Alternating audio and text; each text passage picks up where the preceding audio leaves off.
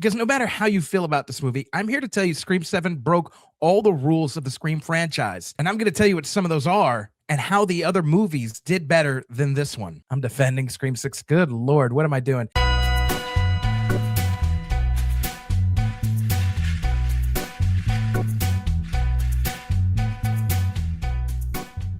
What is up, Nerd Detectives? Welcome back to another episode of Nerds at Night. How is everybody doing out in podcast land? I hope you're doing great. Hope you're doing wonderful. Love hearing from everybody in the comments. Thank y'all for liking and commenting on the latest videos. But let's get right into it, because if you didn't already know, today we're talking all about...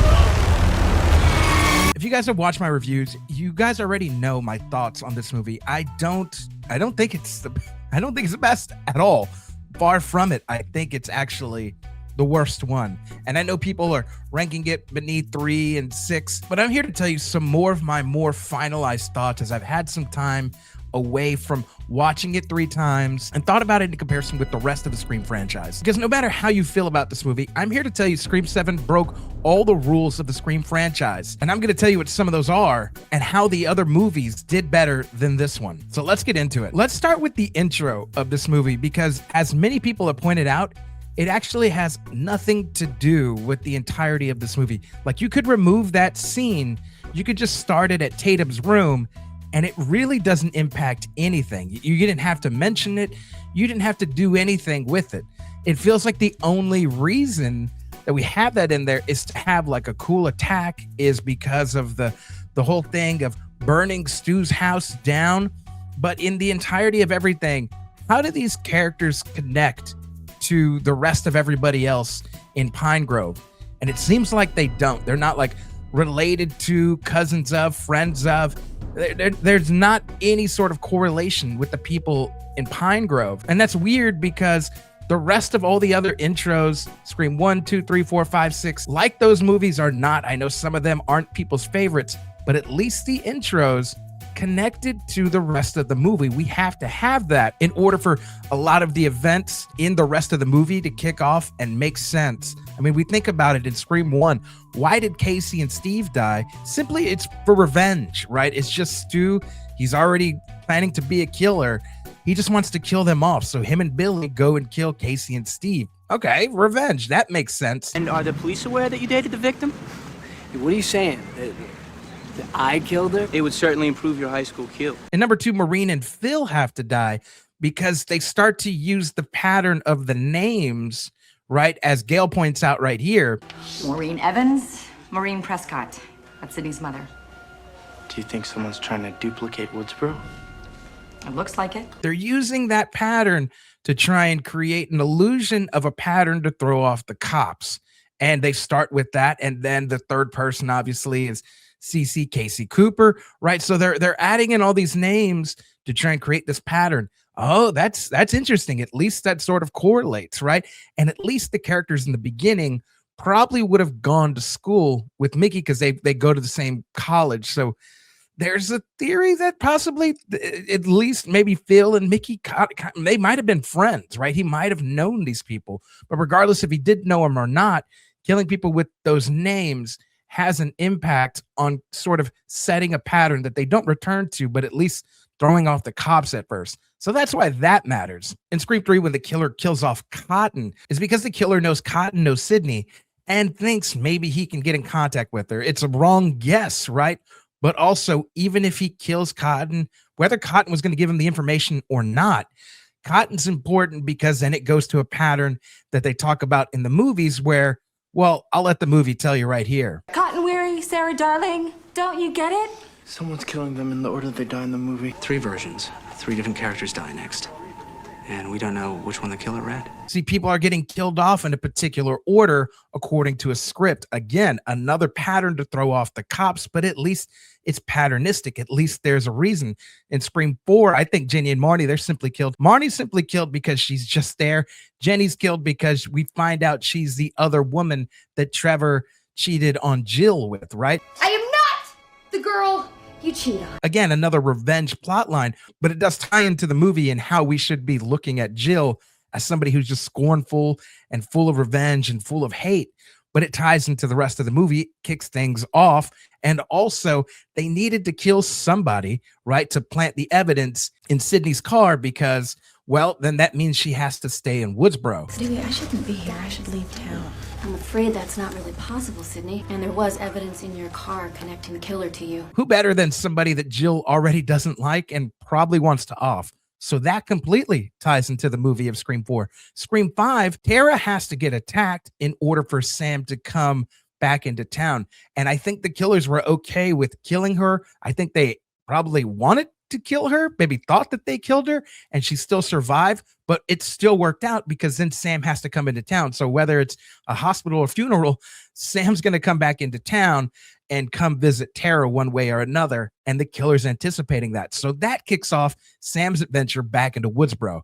Totally makes sense. In Scream 6, why does the teacher get killed? Well, it's because of Jason, right? Jason has it out for his teacher, but that's not actually the real kill. That's sort of a subversion. The real kill is actually Greg and Jason. Why is that important? It's actually two reasons. One, the killer wants to off them for already knowing some of the plan. And we find out this whole thing with Bailey putting money in their account or framing them up as they're the ones that opened the movie theater. That's one thing. You have to off that group of people that sort of are tied into this thing that you're trying to hide. And then two, it's a good kill to go ahead and set up Sam as being sort of, oh, there she's suspicious, right? And then if the killer already knows that they've killed somebody, it raises even more flags around the case. Oh my God, maybe Sam killed these guys who killed somebody else. That's crazy, right? Because she just came from Woodsboro, 2 years ago, a year ago, whatever, and is like all around the Woodsboro attacks. So it sort of raises suspicion. It has something to do with the movie, but it does tie in to kicking off the events. The beginning of Scream 7, I mean, it doesn't really matter who these people are. They just get offed, right? And it doesn't really matter if we burn Stu's house down or not. You could have just vandalized the house. You didn't have to burn it down, right? Like none of these things matter. And especially it doesn't matter because they're in Woodsboro, California, and Pine Grove is in Indiana. And now when you add that logic in, how did the killer get from here to there? I think everybody's making the joke like the killer took a red-eye flight. Was he wearing his costume when he did this, right? Like that doesn't add into really anything, because if it is Stu who's back, that's sort of the theme about this, right?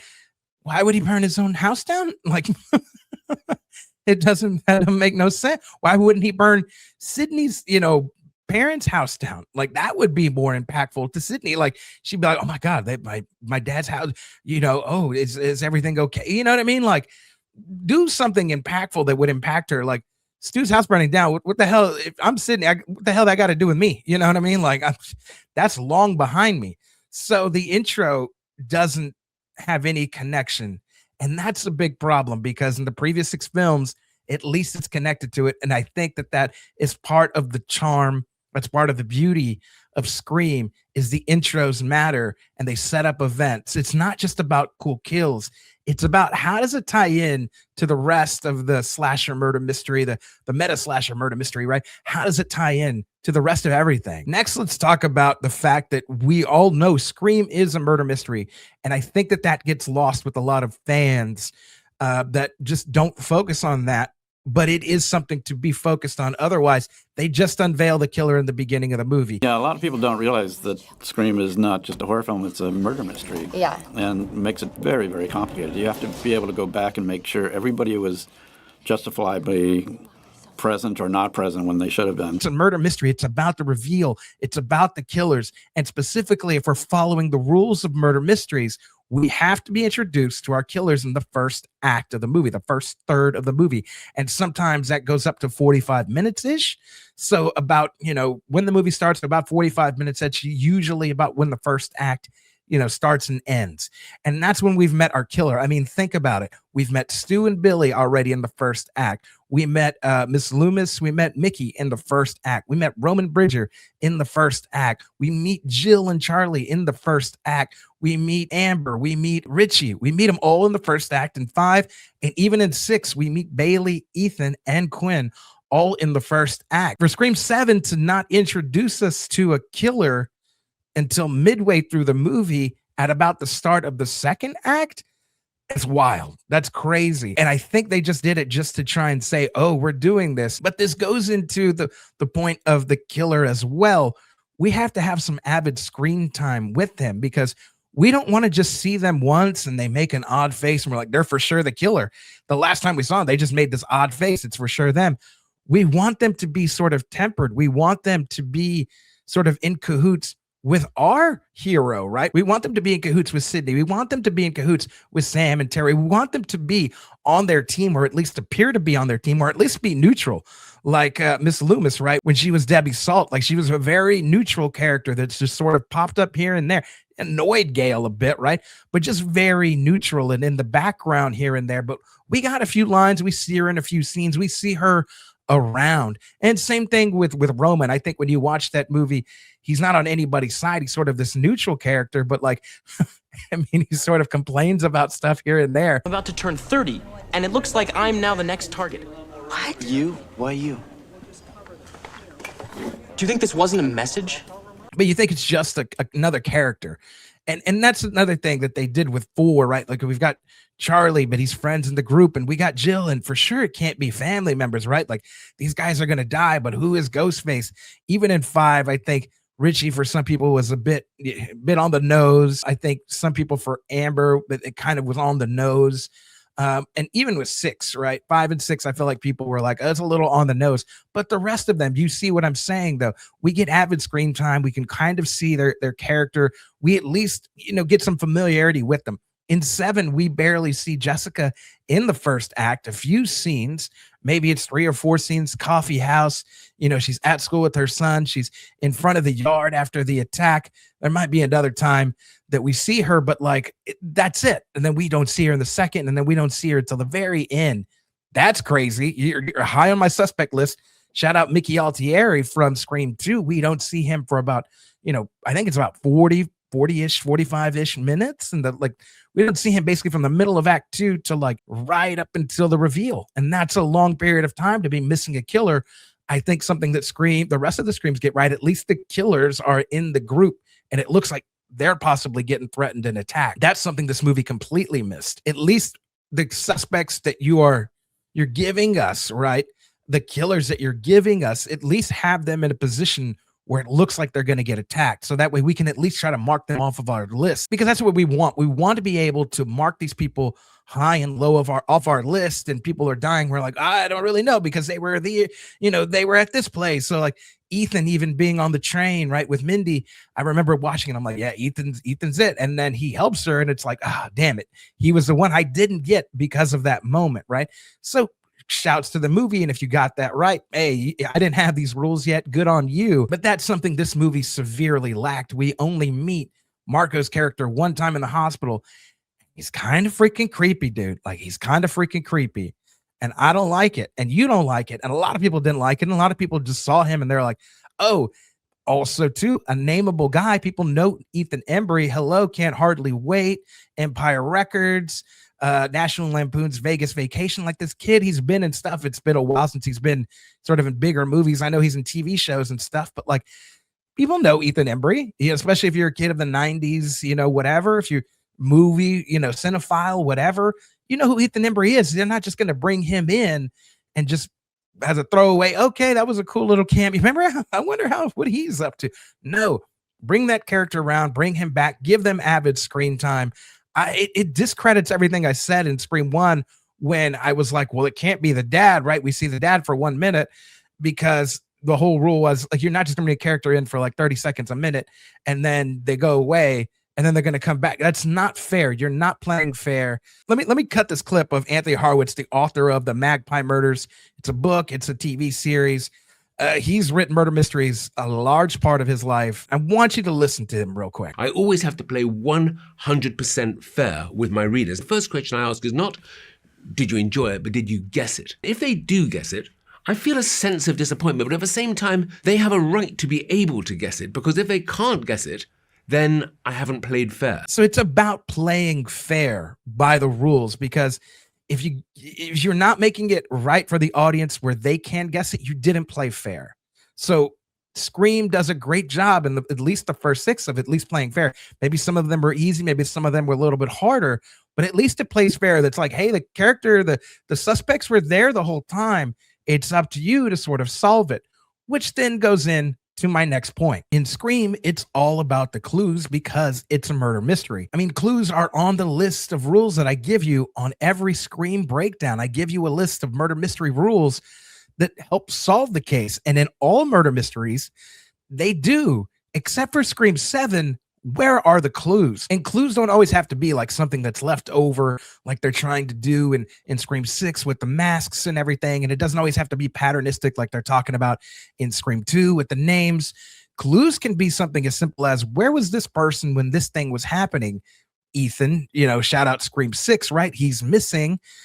You want to look around when people are at events. And usually the great thing that Scream did for clues is bring all the characters together, and then they all separate, and then you don't know who the hell's attacking. Scream 2 is a perfect example.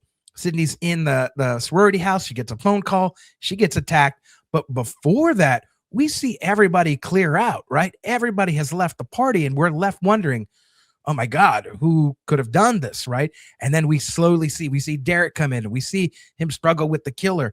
But did he struggle? Did he cut himself? Right? Like we're still suspect. The first time you're watching it, you're like, I'm unsure. And then Dewey comes around, and then we see the sorority sisters in the front of the house. Like all the suspects, they sort of come back again, and you're like, well, shit, man, this is wild, And it's like that too. There's a great scene in Scream 5 that is the thesis of this. This is the center of exactly what I'm talking about. When Mindy gets attacked, and then the killer flees, but we know it's not Sam because she attacked the killer.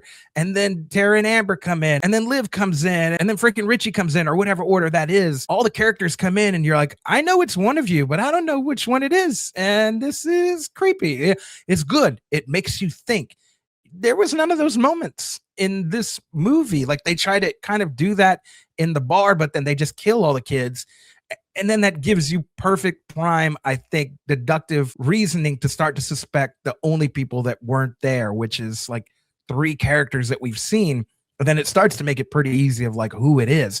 This movie did a horrible job with clues. When I go back to do, my every clue in Scream 7, I'm going to have a hard time, finding the clues. I think there's some here and some there, but it's tough because the movie didn't leave you with a whole bunch of clues.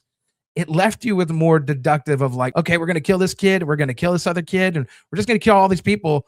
You could figure out who it is after we kill everybody, right? And, for some people, they could. I see all in the comments. And some people didn't. And that's a bad thing about this movie that the rest of the series at least gets right.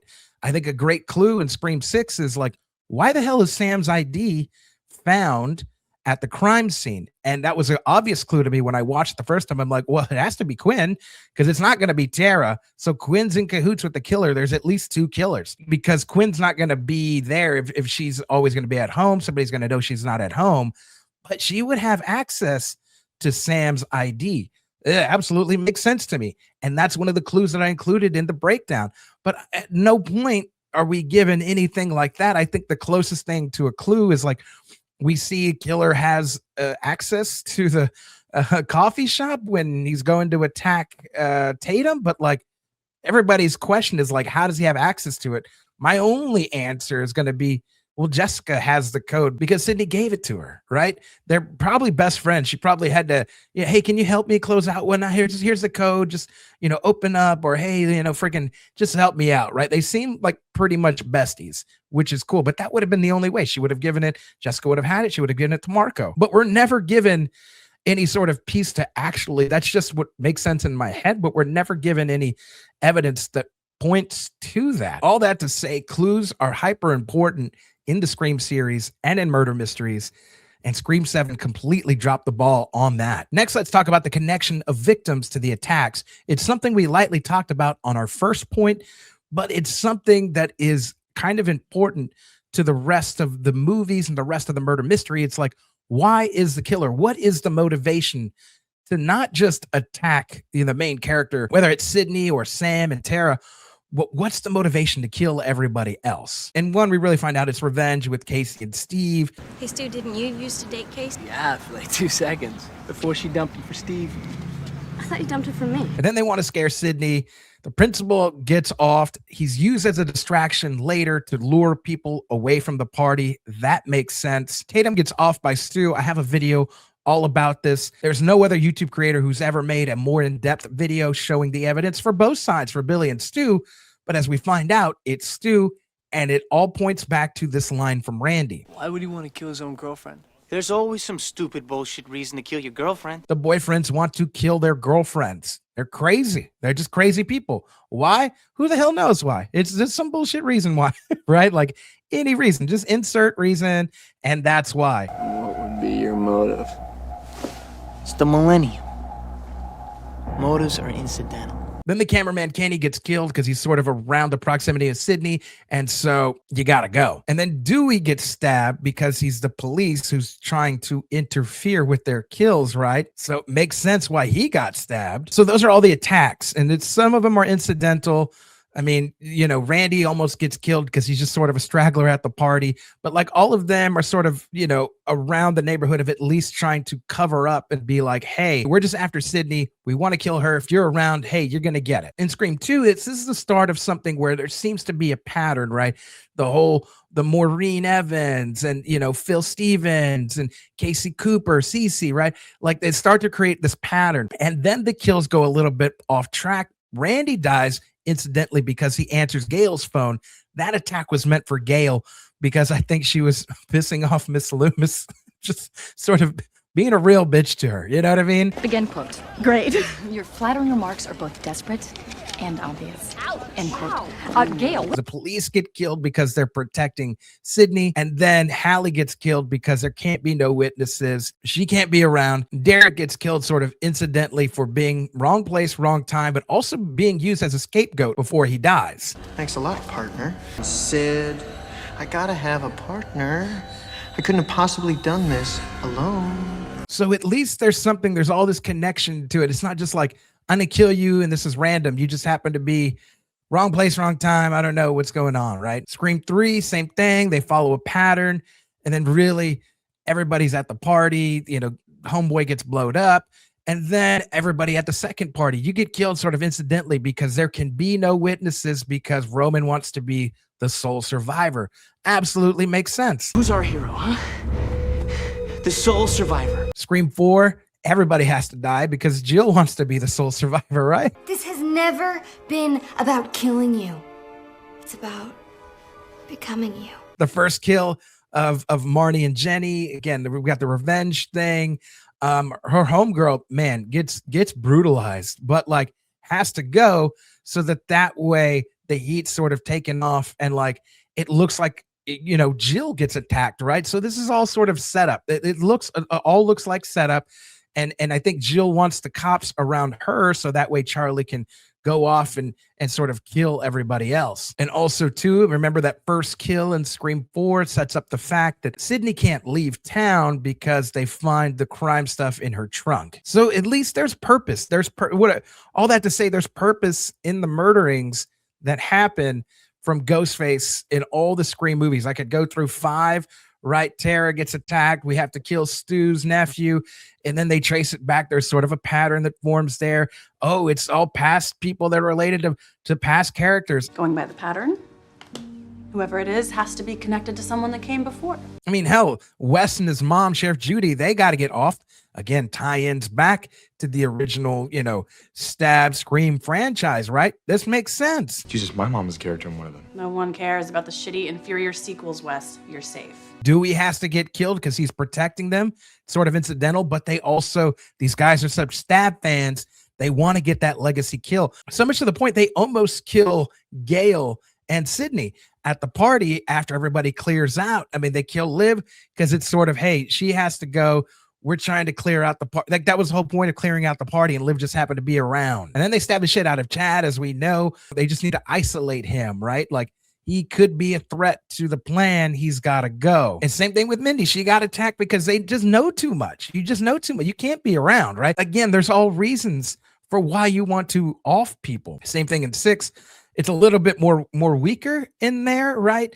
Like we've got the Jason kill, we've got the kill in the beginning, then we got Jason, and then we got the therapist, but the therapist is an alibi, so that makes sense. You get rid of the alibi, and then Annika's there just to be stabbed because she got stabbed, sort of the lingerer, right? It's like a herd of elk, and there's a hyena. You just kind of the last one who's injured, you're gonna get it, right? So sort of incidental.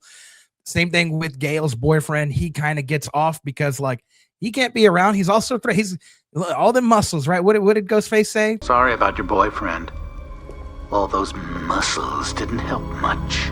They sure didn't. And then Gail gets attacked. You need to off the legacy character. She's a little too nosy. She's too nosy for the killer. She needs to get off. I mean, she found the theater when nobody else did. So like, you gotta go. It's called investigative journalism for a reason. And then they just pinpoint everybody into the theater in the last scene. I mean, they stabbed Mindy. I think they probably thought that she was going to die, but she didn't.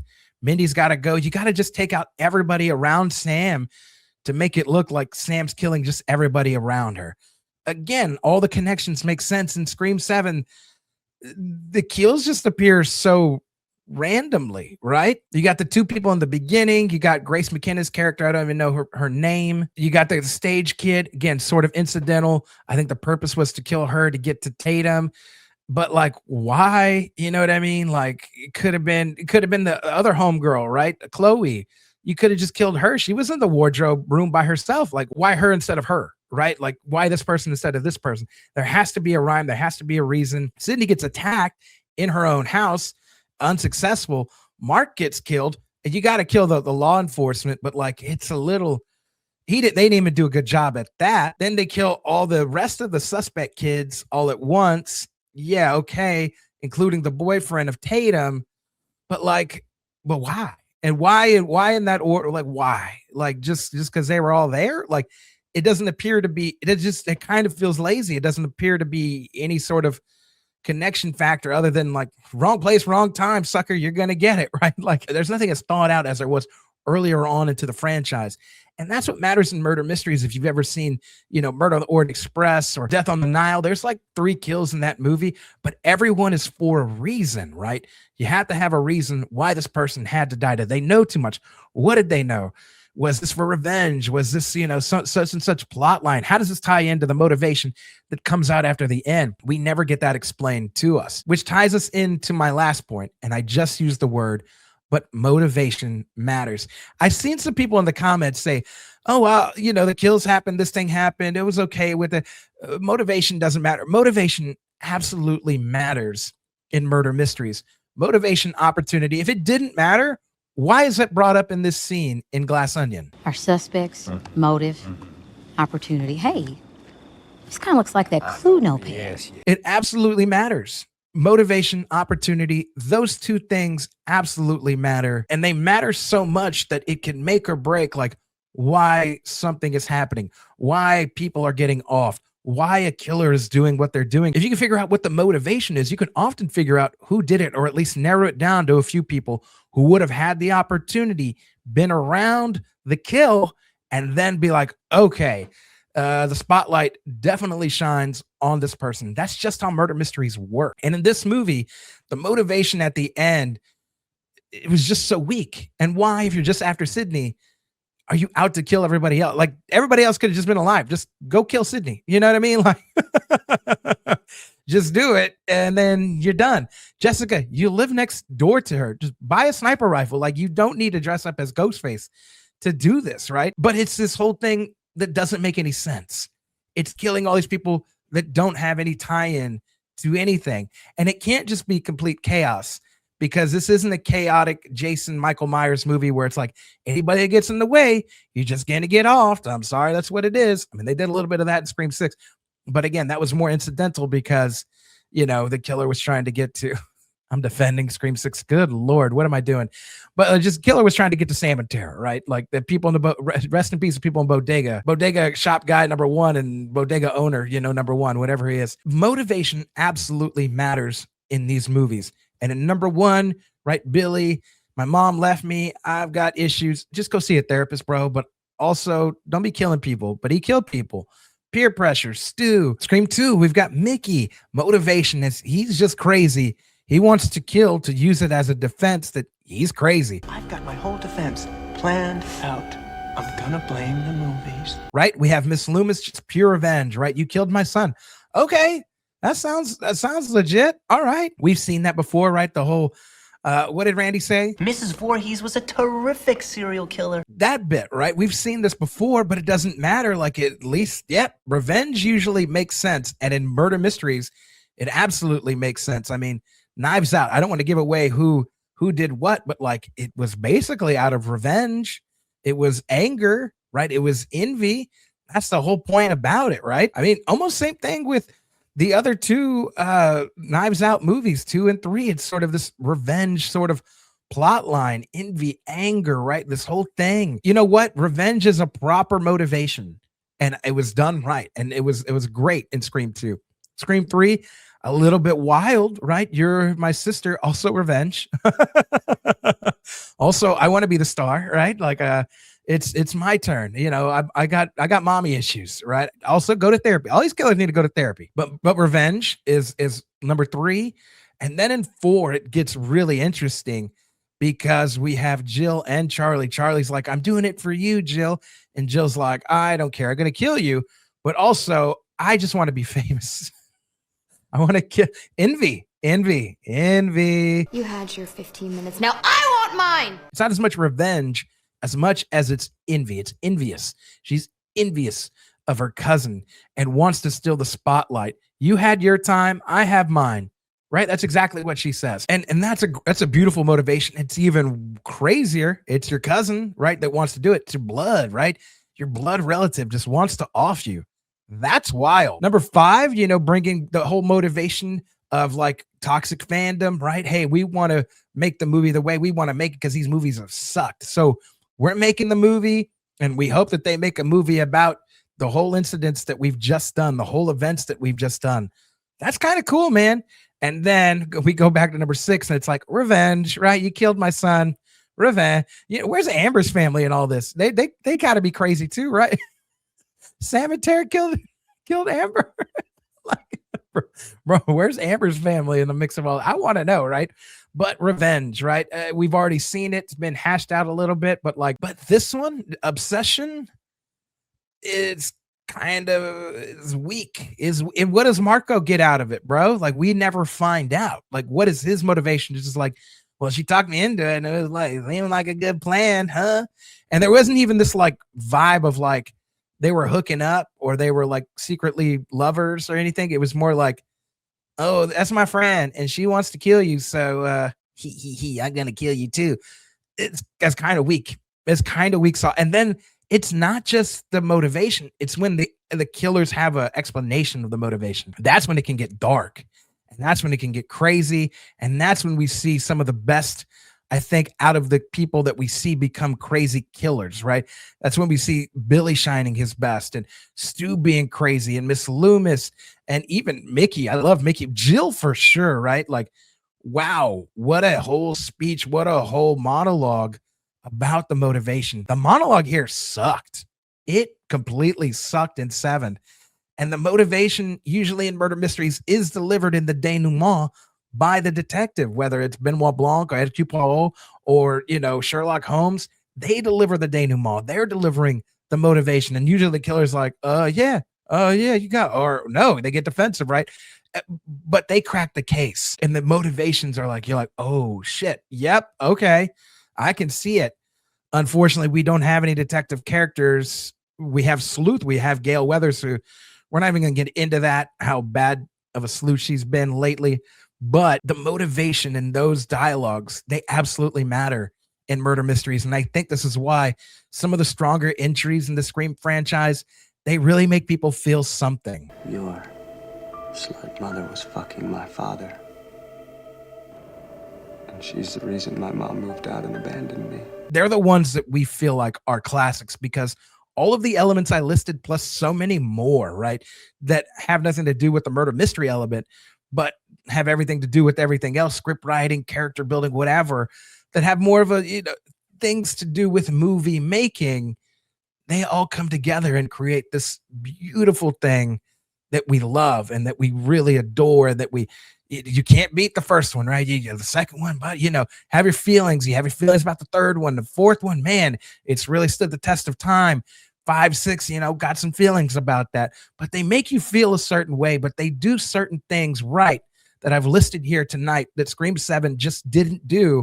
And I think people either don't have the proper verbiage because they haven't dug into murder mysteries the way that I do and on this channel. And I'm not saying I'm the best detective of all time.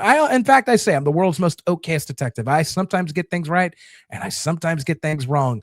But we focus on murder mysteries here. We want to focus on that element. It's not something that everybody's talking about or dissecting into. That is, I think, one of the cores of why we love some of the early entries of Scream and why we've loved some of the sequels after and why we rank them in certain ways. So, yep, that's it from me, though. That is my speech for tonight. Thank you for coming to my TED Talk. Yeah, I've been thinking about this ever since I've been seeing a whole bunch of people's reviews. A lot of people put out some great reviews, but this is just something that people haven't really tackled. And I think has been touched on by a lot of y'all in the comments. There's some elements to this that are included and some that are left off. But I think because I really dive into murder mysteries, I could really put at least this part together about the murder mystery angle, the whodunit angle of Scream, and sort of put some words to why 7 just didn't do it for me and maybe why it didn't do it for you. So thank y'all so much for tuning into this. This is not an everyday thing. It was just something I felt inspired to do. Maybe I'll do this if there's another bad murder mystery slasher that's out there. I don't know. But yeah, I felt called to do this just because I've broken down all the Screams before it. And if you haven't seen all those, or if there's one that you're missing, check it out, man. I did an every clue breakdown, Scream 1 through 6. Hopefully you guys have enjoyed them. And if you haven't enjoyed them all, go check them out. Let me know what you think. That seems to be a really popular series on here. The goal is to do more, slasher whodunits. I was watching Hard Eyes the other night. I saw it back in theaters when it came out. Was it last year or the year before? I think it was last year. But I was just like, man, this is, it's been nice. Or maybe it was 2 years ago, whenever it came out, right? Fact is, it came out. I saw it and I was like, man, this is it's not the best. It's not the worst. It's fun. So there's movies like that I want to break down. Happy Death Day, right? It's another one. There's various urban legend, right? That's another one. There's some that I've done in Whiskey and a Mystery. Go check out that series that I'm going to do every clue breakdowns to. So look out for those. In the meantime, though, feel free to follow me, Money Blake Weather, Facebook, Instagram, Twitter, Snapchat. Follow the channel if you're not, if your first time here. Thank you for coming in. Click like. If you write a comment, expect me to reply to you. I'm not like a lot of other YouTube channels. I will reply to you to at least have some sort of discourse. I want to hear from you, whether it's something I agree with or don't. I just love to hear from you. So let me know your thoughts about what you heard me say. Is there another murder mystery element that you think Scream 7 left out? Give me some examples of some of the stuff that I talked about. I felt like I tried to cover a lot of the broad strokes. There's some minor things that I've left out, but you know what, for the sake of time, wanted to hit the broad strokes and really get my point across. So thank y'all so much for tuning in. I think I'm going to do like an every reveal ranked in Scream now that Scream 7 is out, and everybody's doing maybe killers, or maybe everybody's ranking the movies, but I want to rank the reveals to really pound out this movie and how much I dislike it. But if you liked it, no love lost, but maybe this helped you see things a little bit different. And if you don't like it, maybe this helped you see why you did it. So thank y'all so much for tuning in. Like I always say, whether it's morning, evening, afternoon, whenever time it is, I do appreciate you. And until the next episode, I will see you. Peace.